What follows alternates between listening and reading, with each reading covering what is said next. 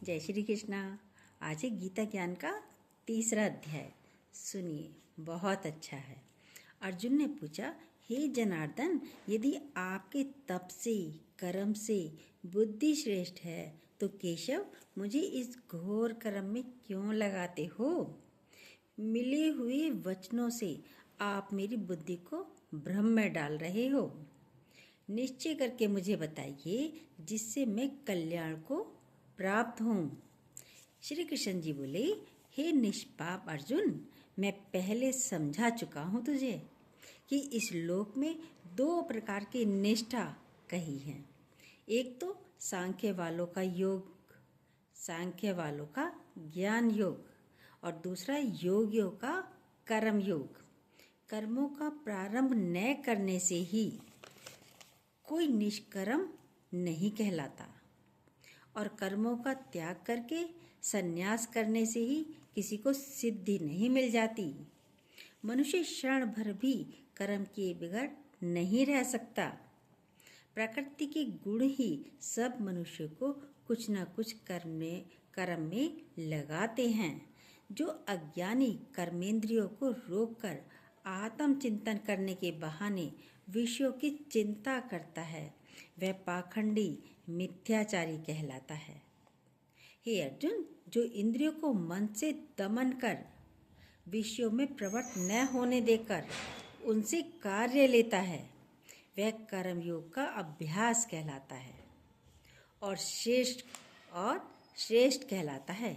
अपने धर्म के अनुसार नियमित कर्म करो, क्योंकि कर्म न करने से कर्म का करना अच्छा है, कर्म ना करने से कर्म का करना अच्छा है, क्योंकि इसमें मन भी लगा रहता है। खाली बैठ के मन भागता है। बिना कर्म किए तुम्हारे शरीर का निर्वाह नहीं हो सकता। हे कौन्ते, यज्ञ के निमित्त किए जाने वाले कर्मों को छोड़कर जितने कर्म हैं उनके करने से मनुष्य को बंधन होता है। अतएव तुम फल की इच्छा त्याग कर यज्ञ के लिए कर्म करो।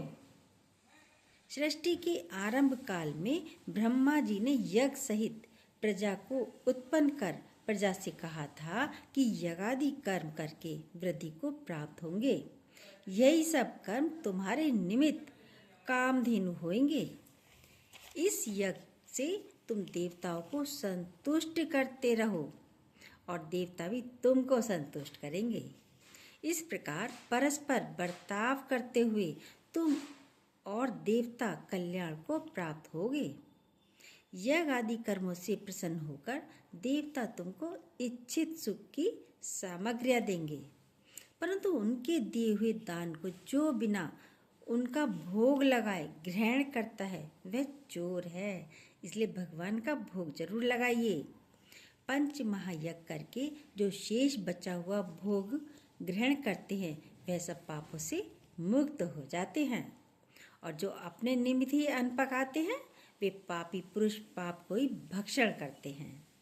अन्न से ही प्राणियों की उत्पत्ति होती है। अन्न मेघ से उत्पन्न होता है और मेघ यज्ञ द्वारा जल बरसाता है, और यज्ञ की उत्पत्ति कर्म से होती है, और कर्म की उत्पत्ति ब्रह्म से हुई है, और ब्रह्म अक्षर परमात्मा से। इस कारण सदा सब पदार्थों में रहने वाला जो ब्रह्म है वह सब युगों में प्रस्तुत है। हे पार्थ, इस प्रकार चलाए हुए कर्म के चक्र के अनुसार जो नहीं चलता वह पाप में है। जो पुरुष आत्मा में ही रत रहता है, जो आत्म आनंद अनुभव से तृप्त रहता है, उसे कुछ भी कार्य शेष नहीं है। जो अपने आत्म आनंद में रहता है उसे कोई कार्य शेष नहीं है। वह कोई कर्म करे या ना करे उसका कोई प्रयोजन अथवा लाभ नहीं है, और किसी प्राणी से उसका कोई लाभ नहीं है, और किसी प्राणी से अपना लाभ कराने की भी उसे कोई आवश्यकता भी नहीं है। इसलिए तुम भी फल की प्राप्ति इच्छा त्याग कर, फल को प्राप्त करने की इच्छा को त्याग कर कर्तव्य पालन करते रहो, क्योंकि फल की इच्छा को त्याग कर्म करने वाला पुरुष मोक्ष को प्राप्त होता है। राजा जनक आदि ने भी कर्म सिद्धि पाई है। इसी प्रकार तथा लोक संग्रहण को देखते हुए भी तुमको कर्म करना उचित है। श्रेष्ठ पुरुष जिस जिस कर्म का आचरण करते हैं, दूसरे मनुष्य उसी मार्ग पर चलते हैं। यदि हमारे बड़े चलते हैं तो छोटे भी उसी मार्ग पर चलते हैं, और वह जिसको प्रामाणिक मानता है उसी के अनुसार सब उत्तम मानते हैं। हे पार्थ, मुझको 3 लोक में कुछ भी कर्म शेष नहीं है।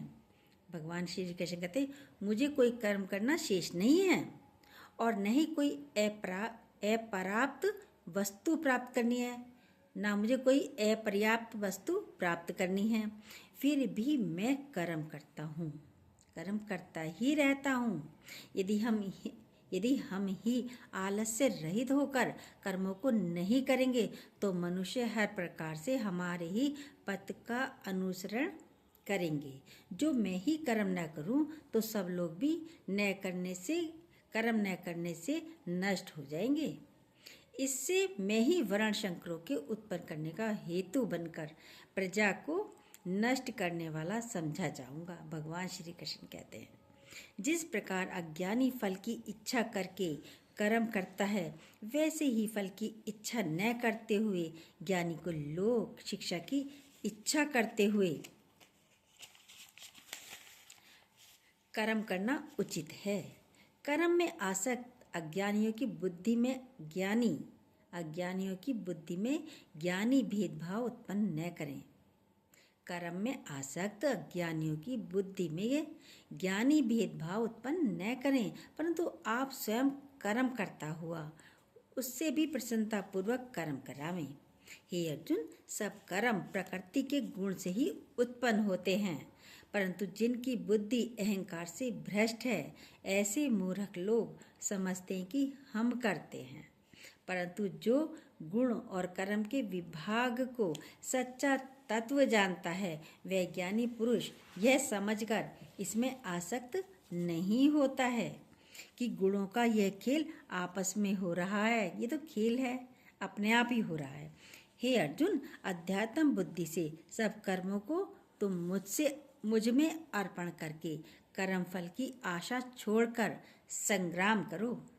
जो पुरुष श्रद्धा पूर्वक मेरे वचनों पर दोष दृष्टि न करके मेरे इस मत के अनुसार आचरण करते हैं, वे लोग कर्म बंधन से निश्चय मुक्ति को प्राप्त होते हैं, निश्चय मुक्त हो जाते हैं। और जो अज्ञानी इस मत पर दोष दृष्टि करते हुए इसको ग्रहण नहीं करते, वे संपूर्ण ज्ञान से रहित हैं। उनको नष्ट हुआ जानो। अपना कठिन धर्म भी दूसरों के सहज धर्म से हितकर होता है। स्वधर्म में मरना भी कल्याणकारक है। स्वधर्म अपने धर्म में मरना भी कल्याणकारक है, परंतु अन्य धर्म भयानक हैं। अर्जुन बोले, हे श्री कृष्ण, पुरुष को पाप करने की इच्छा न होते हुए भी कौन उसे बलात् पाप के मार्ग में प्रवृत्त करता है? तो श्री कृष्ण भगवान बोले, हे अर्जुन, रजोगुण से उत्पन्न होने वाला काम और क्रोध मनुष्य को पाप मार्ग में ले जाता है। इसे करके उत्पन्न इच्छा कभी तृप्त नहीं होती। ये महापापी और घोर शत्रु हैं। जैसे धुआं से अग्नि, धूल से दर्पण और झिल्ली से गर्भ का बालक ढका रहता है। अग्नि होती है, अंगीठी होती थी पहले कोयले की। यदि कोयले बहुत देर हो गई तो वो धुआं हो जाता था ऊपर, लेकिन आग नीचे रहती थी, तो लगता था जैसे बुझ गई, लेकिन उसके अंदर अग्नि होती थी।